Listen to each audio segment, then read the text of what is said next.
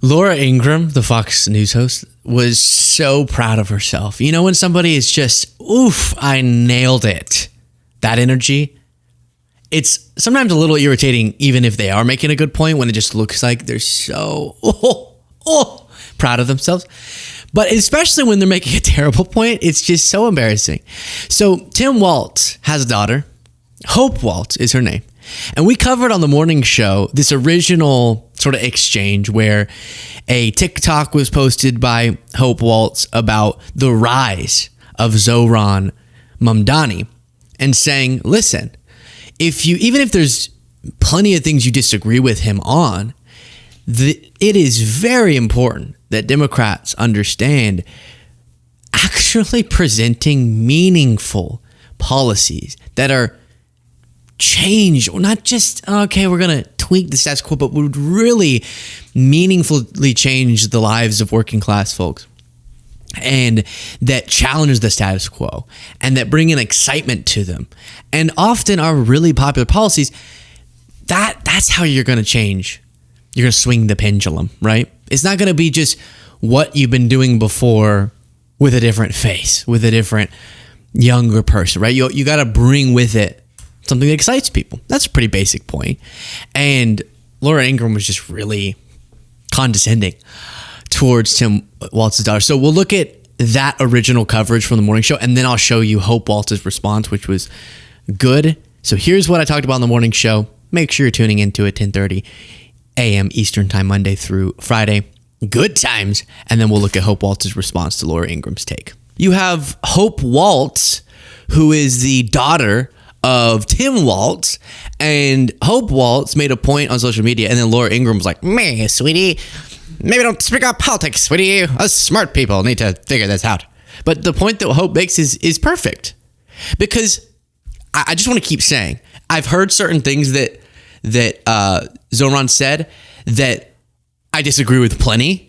And I don't like, given that in the broader context of global politics, it doesn't even apply whenever people who are just kind of like progressive label themselves as democratic socialists. I get why they do it, because it's distinguished, but that does make people think of socialism, right? As opposed to just some social reforms that are within a capitalistic system, and we're not going to go full socialism, right? And everyone knows that, who has a head tightened on, but it's easier for them to fearmonger whenever you actually define yourself as that. And then again, some particular policy I disagree with. I just don't think they're pragmatic. But plenty of the things he's laid out are just so uncontroversially popular and good. And in terms of his policies that he's pushing forward for New York. And I think that was the point from Hope Walz here.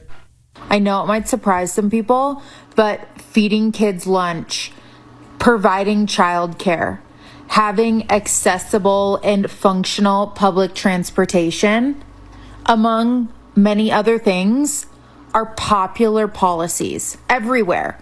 They're popular everywhere. You just lost about 100,000 brain cells by watching that soundbite. Sweetie, if they were popular everywhere, Trump would not be president.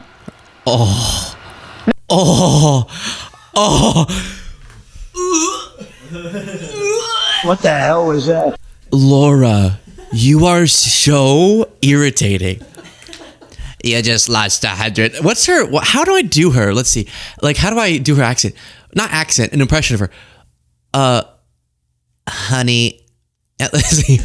Honey, I just lost 100,000 brain cells listening to that. No, I can't do it. What? Laura, there are so many clips of people saying funky things that you could. Also, before I get to addressing it, they say we put them down. They say that we kind of speak like we're high and mighty. Liberals, they talk down to us. That's why we had to vote for Trump. I just feel like they're so pretentious, and they're like always thinking that they know more. She just said, someone pointing to the fact that what were the things? Feeding kids lunch, providing childcare, accessible and functional public transportation are popular policies everywhere. that caused you to lose 100,000 brain cells, and that if those things were true, then Trump wouldn't have won. Well, then you are the one making us lose brain cells, Laura. If you don't know that two things can be true, individual policies can poll very well, and candidates who don't advocate for those policies can still win, because networks like yours go trans, migrants, trans migrant, who's a drag queen also. And so then people don't focus on the fact that indeed Trump won despite not supporting very popular things. Which let's watch this again. Feeding kids. Okay, you tell me, Laura, Mrs. I'm so smart. You tell me, which one of these policies is unpopular to one American? I know it might surprise some people, but feeding kids lunch, providing childcare, having accessible and functional public transportation, among many other things, are popular policies everywhere. They're popular everywhere.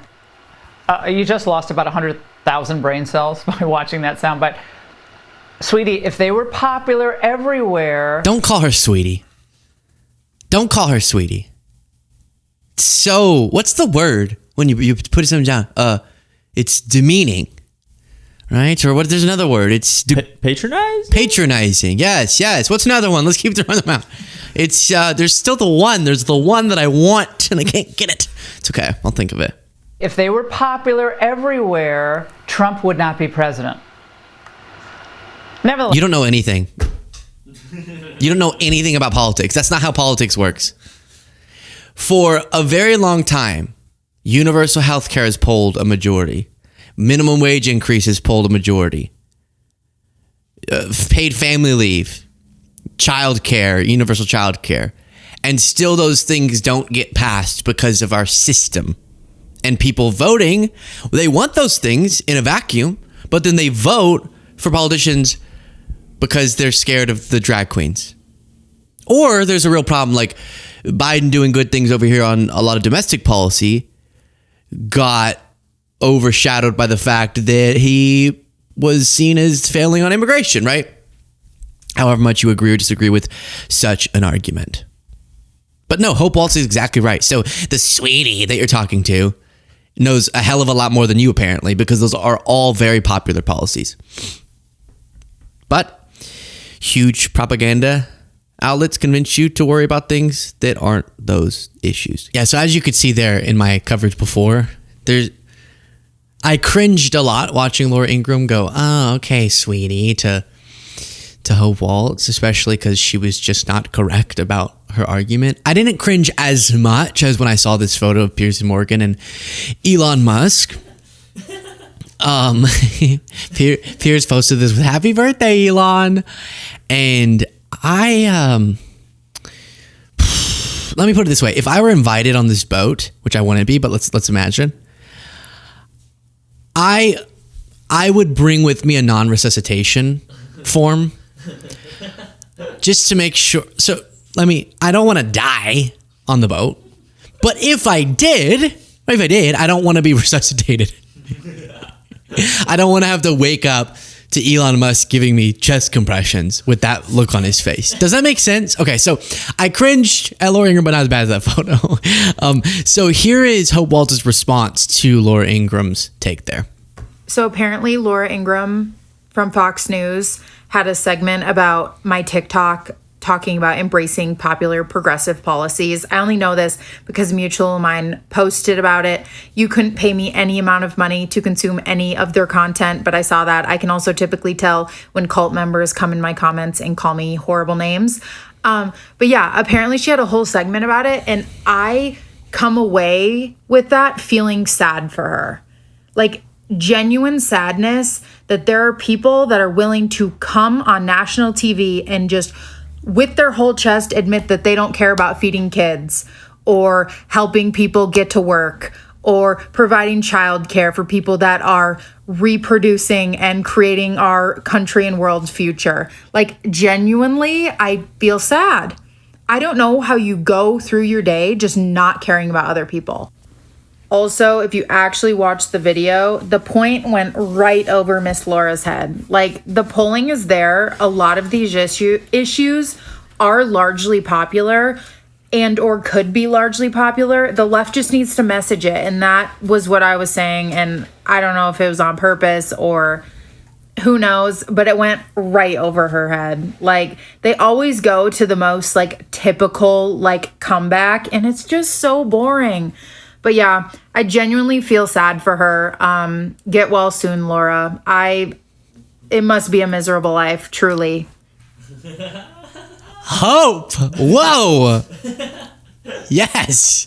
That was perfect. Because I was trying to think if that were me, what the best response would be. Because the condescension, which I just want to circle back to it, they say we're condescending to them. And Laura Ingram's response to Hope going, I think people like food, childcare, was, okay, sweetie, maybe you let the grown-ups talk about politics. Right? How do you respond? If you respond ranting, she kind of gets what you want. If you respond just, triggered, I guess. You don't want to be that. But then do you just go through and argue the merits again? But that's sort of like, I'm sad for you. It's almost countering condescension with justified condescension, right? So it's responding to the unjustified condescension from Laura Ingraham with, oh, Laura, I don't even, no, I'm not even arguing. No, really, you're sad. You make me sad for you. Get well. What is it like? No. Like, really? No, seriously. What is it like, Laura, being so pitiful? What is it like not caring about starving children? Weird. Like, just kind of pondering it pseudo authentically. Like, I can't even imagine what it's like to not care when people don't have health care. That's weird. Strange. It's good. I mean, it's correct though. It's good for social media because it's very effective, but it's also correct, which is that obviously Laura Ingraham would say, I just think that not providing school lunches is better because then kids learn how to provide for themselves. And that's actually better for, like, she wouldn't think that she doesn't care about kids in schools getting food. She wouldn't think that she doesn't want people to have childcare. She would say it's just better if the free market or whatever. And public transportation, sure, can be fine, but we don't have the money.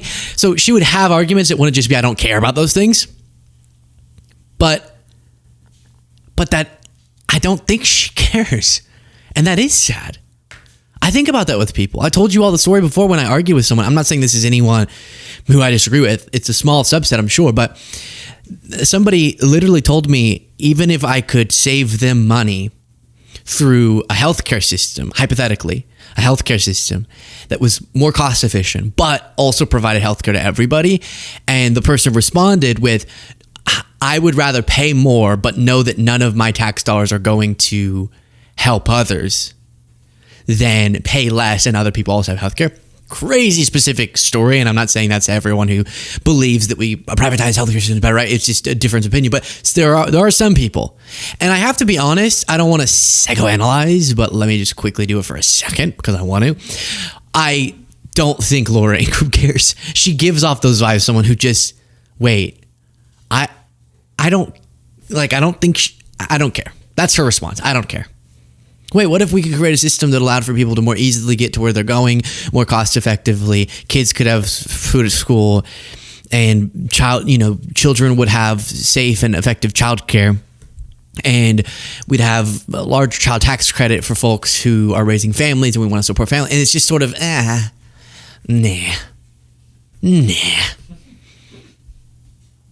Can we just go back to it one more time? The whole point Hope was making was that Democrats aren't as popular as the policies they should be advocating for. And Hope is right. It went right over Laura Ingraham's head. Or she didn't care. No. The reason Trump, you're right, Laura. The reason Trump won is not because those policies aren't popular, but because Democrats didn't advocate for them effectively enough, or push back against the distraction from those policies. And some of them weren't even advocated by the presidential ticket. So that's the point she's making, which is that if Democrats could stand by and be more strong and aggressive in advocating for the policies that they would seemingly support, they would be much better off than some of the weird politicking that we see from many Democratic politicians. So very strange exchange, but good for Hope Walz there. Share your thoughts in the comments.